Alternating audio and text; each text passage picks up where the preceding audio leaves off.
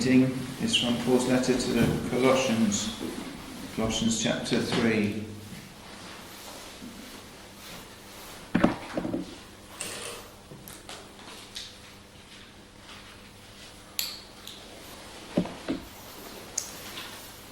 If ye then be risen with Christ, seek those things which are above, where Christ sitteth on the right hand of God. Set your affection on the things above, not on things on the earth. For ye are dead, and your life is hid with Christ in God. When Christ, who is our life, shall appear, then shall ye also appear with him in glory. Mortify therefore your members which are upon the earth: fornication, uncleanness, inordinate affection, evil concupiscence, and covetousness, which is idolatry. For which things' sake the wrath of God cometh on the children of disobedience, in the which ye also walked sometime when ye lived in them. But now ye also put off all these: anger, wrath, malice, blasphemy, filthy communication out of your mouth. Lie not one to another, seeing that ye have put off the old man with his deeds, and have put on the new man, which is renewed in knowledge after the image of him that created him, where there is neither Greek nor Jew, circumcision nor uncircumcision, barbarian, Scythian, bond nor free, but Christ is all and in all. Put on therefore as the elect of God, holy and beloved, bowels of mercies, kindness, humbleness of mind, meekness, long-suffering, forbearing one another and forgiving one another, if any man have a quarrel against any, even as Christ forgave you, so also do ye.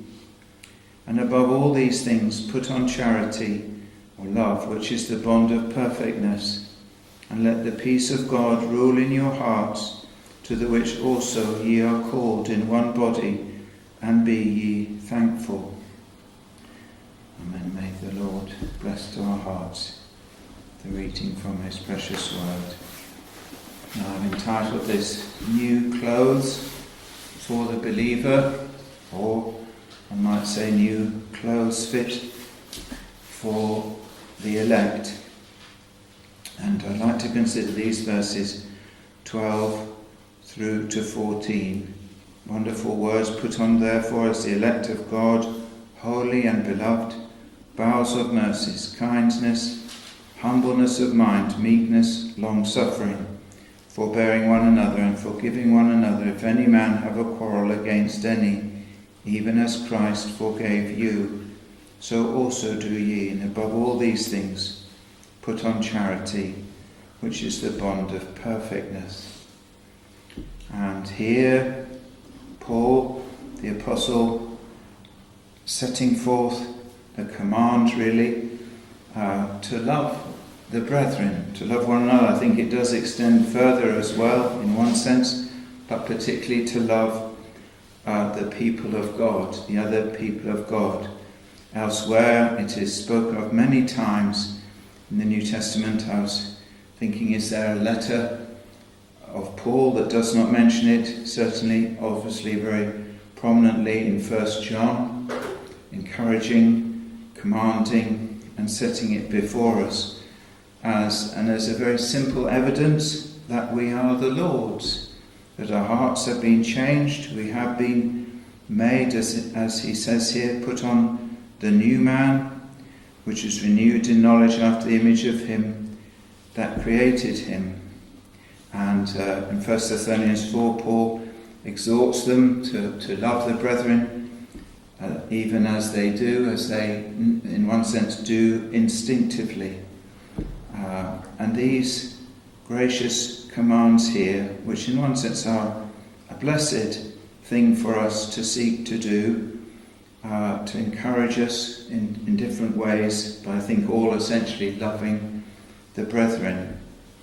It comes, he begins verse 5 with matters that are to be totally put to death. Mortify therefore your members which are upon the earth: fornication, uncleanness, inordinate affection, evil concupiscence and covetousness, which is idolatry, for which things' sake the wrath of God cometh on the children of disobedience.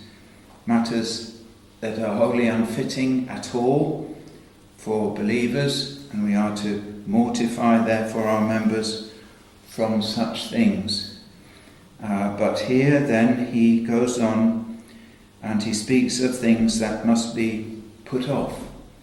The old man, as it were, it is in the picture of clothes, the old clothes of our old nature put off, and then new ones to be put on. And so he says, but now, verse 8, but now ye also put off all these: anger, wrath, malice, blasphemy, filthy communication out of your mouth. Lie not one to another, seeing that you have put off the old man with his deeds. Matters that sadly we can be guilty of as believers, but that we are to seek by God's grace to put off.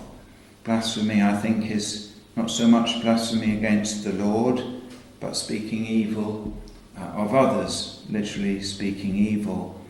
But anger, wrath, malice, blasphemy, filthy communication out of your mouth. Lie not one to another, that seeing that ye have put off the old man with his deeds. You have put off the old man, so no longer, as it were, keep these clothes that are linked to the old man, the ways of the old man.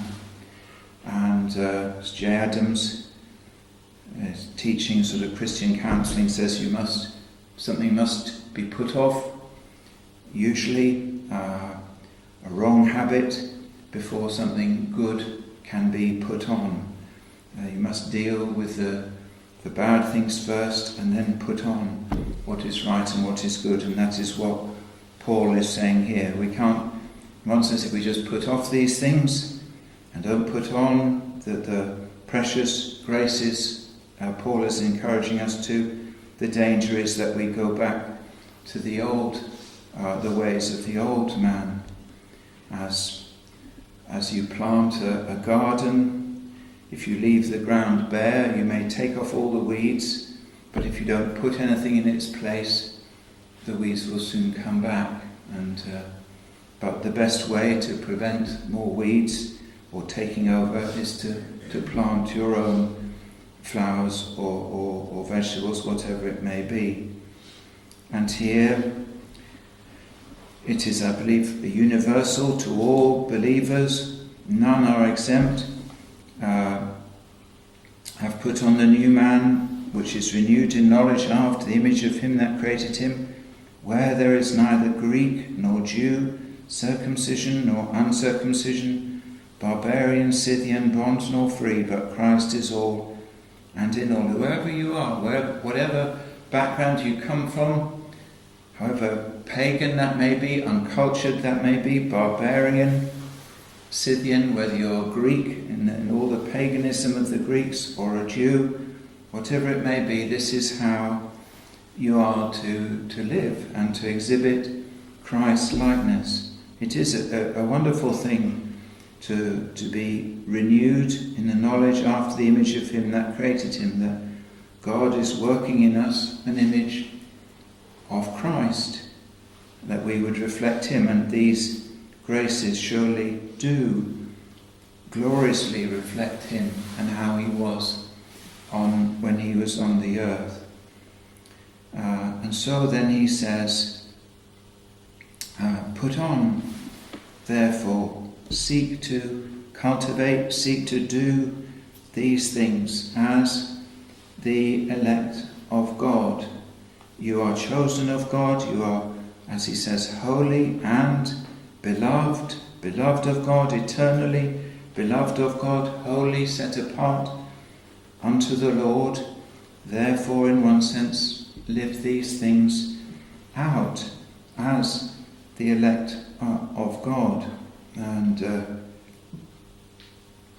Calvin says this: God has chosen you to himself, has sanctified you, and received you into his love on this condition, that ye be merciful. This is commenting on this verse. To no purpose does the man that has not these excellencies boast that he is holy and beloved of God. To no purpose does he reckon himself among the number of believers. And it is a danger for Reformed believers and pastors are by no means exempt, that we can be very careful about our doctrine, but we're not so careful about reflecting the image of Christ, particularly in these ways. But let me briefly go through them, just these few words. I won't spend much time on them because I want to go on to the next two verses as well. But bowels of mercies, literally sort of affections, feelings of mercies that show in mercy towards others. I think these are often very practical graces, mercies and then kindness in a practical sense. John says, doesn't he, "My little children, let us not love in word, neither in tongue, but in deed and in truth." We may not even feel great love towards others, but there is a means of expressing love that is genuine, and bowels of mercies to those who are in need, who need compassion, kindness to other believers, humbleness of mind, vital part of love, to think little of ourselves, to esteem others better than ourselves. Pride inevitably leads to taking offence at the smallest of things, but it's very precious to be able to bear graciously with things others get very easily offended at. Meekness, in one sense, bearing with reproofs if as they are necessary. I heard a pastor speaking in a church in Wales, or online, a retired pastor, I think, he was speaking how one day he was quite surprised that one elderly brother in the church whom he had reproved, he felt necessary to reprove because he had done something to another person in the church, acted unkindly, possibly, I don't know. But he said this old elderly brother did not leave the church. He said up to then, just about everybody whom he had reproved had just left the church. But we are to be meek and gentle. In one sense, I know he's not by any means a Christian, but if we don't give reproof and we cannot receive it, we end up ultimately with somebody like Prince Andrew Mountbatten-Windsor. It's sadly a weakness of our late Queen, that she found it very hard. He was her favourite and so on.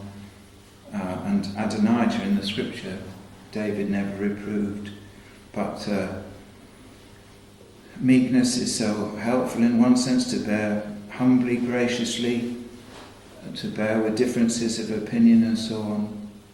And then also long-suffering, patiently bearing, as he will go on to say, forbearing one another, patiently bearing difficulties, things that we may find we don't actually like about others.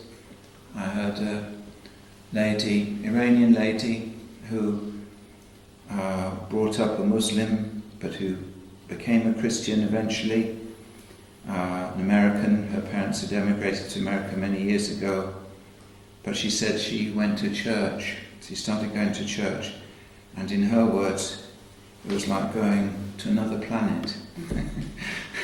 The church culture was so strange to her, but obviously, thankfully, she has persevered. And the gentleman who was an Israeli Christian was interviewing her. He smiled and agreed in some sense. But things are different, but we must be long-suffering, particularly often with new believers, may have characteristics that we must patiently love and not be quick to be harsh with, but long-suffering as part of it.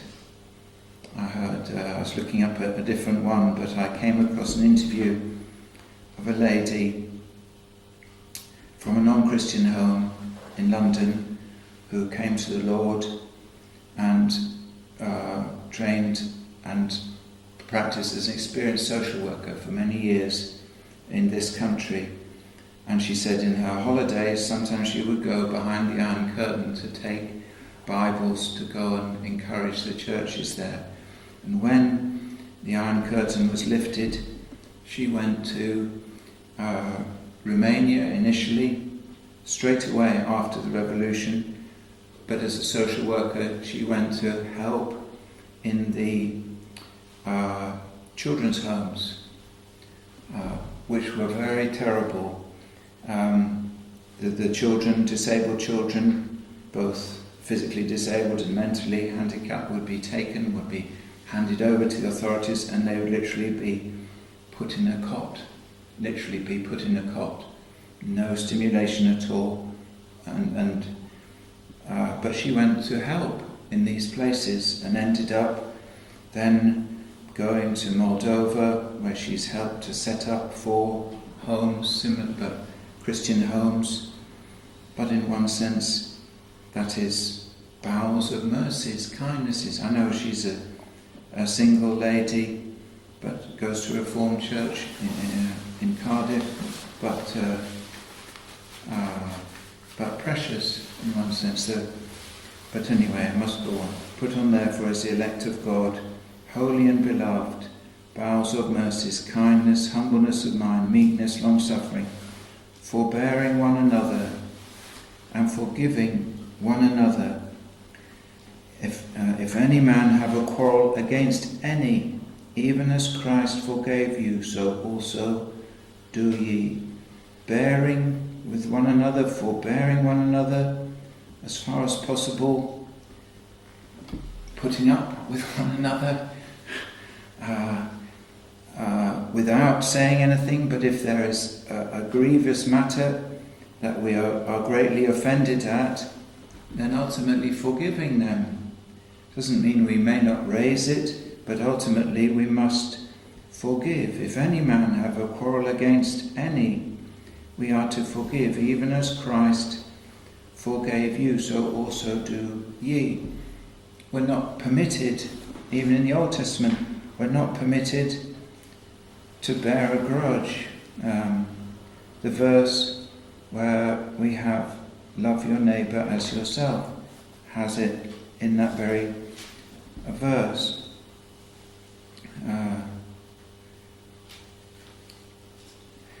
Thou shalt not avenge, this is Leviticus 19 verse 18, thou shalt not avenge nor bear any grudge against the children of thy people, but thou shalt love thy neighbour as thyself.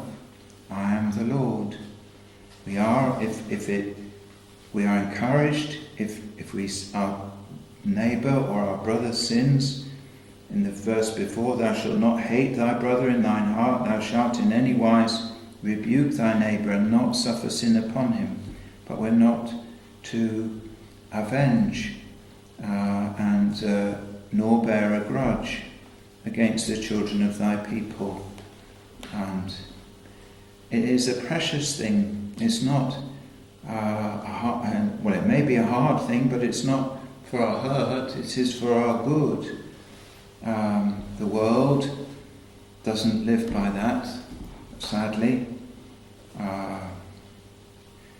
People may bear grudges for many years. I was reading Roy Keane, the footballer. He waited 4 years to break another footballer's leg. He was sort of rejoiced when he himself, Roy Keane, had his cruciate ligament torn, but he waited until he had the opportunity. But and in the scriptures, Herodias, she waits until she has the opportunity to pay back John the Baptist for his reproof that her marriage to Herod was unlawful. But the Lord commands us. It's not a legalistic thing. It's not so that if we don't do this, we are not forgiven. But he says very simply and plainly, speaking of prayer, forgive us our debts as we forgive our debtors. And for if ye forgive men their trespasses, your heavenly Father will also forgive you. But if ye forgive not men their trespasses, neither will your Father forgive your trespasses. And as they say, if you don't forgive, the person who has wrongs you twice, because they get the wrong, and then you are troubled and grieved and upset, continuing, and it's harmful to you.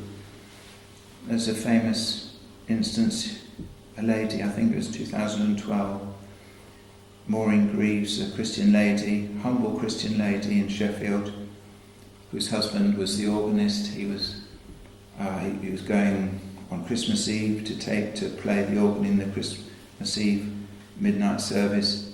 He was attacked by two men, beaten, and he never recovered, beaten with an iron bar. She immediately forgave them. One of them, doesn't mean they were not to be prosecuted, nor to be brought to justice, both of them were, but she forgave them. One of them subsequently was converted. She wrote it off, and the Lord himself, Father, forgive them, for they know not what they do, does not mean the high priests were necessarily spared judgment, but the Lord himself gives us an example. Stephen, likewise, hold not this sin to their charge. And I used to have to try time and time again to say to the young lads, early teens, on a Friday evening in South London, you don't have to avenge when somebody cusses you. You don't have to go and fight them. And it's much better if you stop doing it, they won't react, they won't provoke you, but because you react, they keep doing it.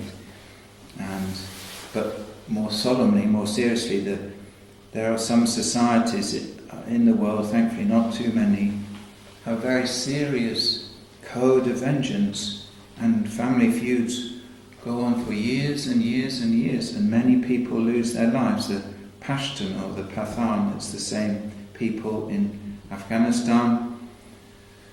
I don't know if it's limited to the mafia, but I don't know how you pronounce this, the Undrangheta, who are in the Calabria, the south of Italy, very highly advanced sort of code of vengeance. And again, things go on for years and years and years. But does it do them any good? Far from it. The mafia may be rich from their criminal, but hardly the nicest amongst whom, nicest people to live amongst, and so on. But forgive, even in Proverbs we have, it is the glory of a man to pass over a matter. It is a precious thing to be able to just pass over it, let it be, don't react. But it's very plain, I think, in what Paul says to if any have a quarrel against any, just forgive. If any man have a quarrel against any, even as Christ forgave you, so also do ye. And then lastly, verse 14, and above all these things, put on charity or love, which is the bond of perfectness. I remember a preacher saying, and it seems a very fitting illustration or metaphor, love is like the oil in an engine, that without the oil, the engine may be perfectly set up, perfectly machined, all the bits perfectly fitting together, but without oil it just won't work. And if we let the oil leak away, it will eventually come to a grinding halt. And so it is in the church, in a marriage. We must preserve love in a marriage, and then we can put up with all manner of difficulties and things that may trouble us. But with love, it will work well, and the church won't work without it. In one sense, society doesn't. I know people cannot keep the law of God, the unregenerate, but there was a day 50 years ago and more, everybody understood love your neighbour as yourself. And nowadays, evolution teaches we must be selfish, we must seek our own and our own interest, but the scriptures would say we must be gracious and forgiving and put on charity. I think there is the inference to Matthew chapter 5 verse 48, where the Lord speaks of the Father having his reign upon the just and the unjust and so on. Be ye therefore perfect, even as your Father which is in heaven is perfect. To be truly like the Lord is to be loving to those who maybe are not loving to us, both in the church but also in society as a whole. That is the ultimate demonstration of perfection, of being like Christ. This is what John Trapp says of it. Put on love as the upper garment, the party-coloured or multicoloured coat, whereby all God's children are known, as Joseph and Tamar, David's daughter, were, the cognizance of every true Christian. And he has the link to John 13:35. If ye love me, then will all men know that ye are my disciples. But it is, again, it's not for our hurt, but for our good. The Lord does not command anything for our hurt. And I'll just close one example I've always thought helpful, not that I can always fulfill it, but listening to the testimony of a Jewish lady who came to the Lord as a young woman, influenced by her boyfriend, who also was Jewish but had come to the Lord, come to trust in Jesus Christ, and they then got married. Neither of their families would come to the wedding, and she said a little while after they were married, she rang her mother to say how happy she was, how well her husband was treating her as a princess in her words.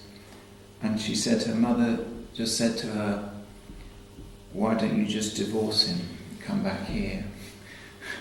And she said she was so angry, she just put down the phone, slammed down the phone, and she went to her husband and explained what had happened.